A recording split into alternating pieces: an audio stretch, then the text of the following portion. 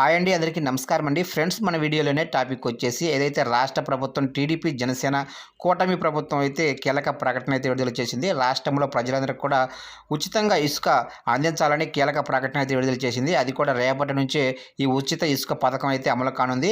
అయితే దీనికి సంబంధించి విధి విధానాలు కూడా రూపొందించినట్లుగా తెలుస్తుంది.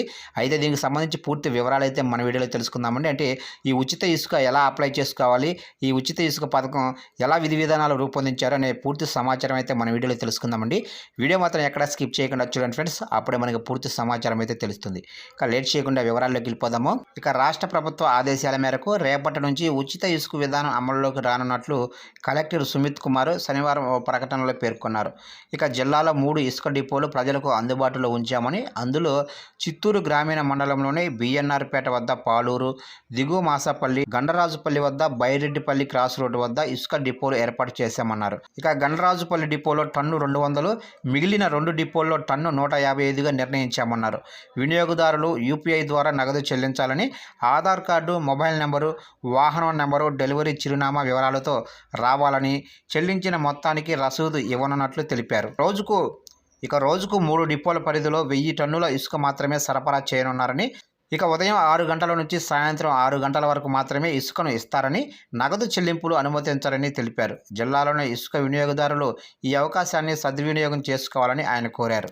ఇక రాష్ట్ర వ్యాప్తంగా 83B1 కేటగిరీ రీచ్ల పరిధిలో ఇసుక డిపోలు ఉన్నాయి. ఇవి 18 జిల్లాల్లో ప్రతిమ ఇన్ఫ్రా, 8 జిల్లాల్లో బీసీకేసీ కంపెనీల నియంత్రణలో ఉన్నాయి.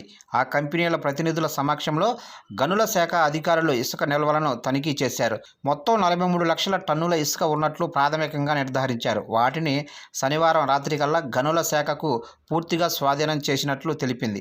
ఇక డిపోలో ఉన్న ఈ ఇసుకను సోమవారం నుంచి ప్రజలకు ఉచితంగా అందిస్తామన్నారు. ఇక రోజుకు ఒక్కొక్కరికి సగటున 20 టన్నుల ఇసుక మాత్రమే సరఫరా చేయాలని విధి విధానాల్లో పొందుపరిచారు. ఇక ప్రజలే నేరుగా డిపో వద్దకు లారీ, ట్రాక్టరు, ఎడ్లబండి వంటి వాహనాలు తీసుకుని వచ్చి ఇసుకను తీసుకెళ్లవచ్చు. ఇసుక అవసరం ఉన్నవారు ఆన్లైన్లోనే బుకింగ్ చేసుకునే ఏర్పాటు కూడా చేయనున్నారు. ఇక నిర్వహణ ఛార్జీలు, ఇంకా గ్రామ పంచాయతీలకు ఇచ్చే 88 ఫీజును ఆన్లైన్లోనే చెల్లించేలా నిబంధన తీసుకురానున్నారు. ఇక డిపో పరిధిలో గ్రామ వార్డు సెక్రటేరియట్ల సిబ్బంది సేవలను వినియోగించుకుంటారు. ఇక ఫోన్పే, గూగుల్ పే, పేటీఎం తదితర యాప్ల ద్వారా ఫీజు చెల్లింపులు జరిపేలా జిల్లాల వారీగా ప్రత్యేక బ్యాంకు ఖాతాలు సిద్ధం చేశారు.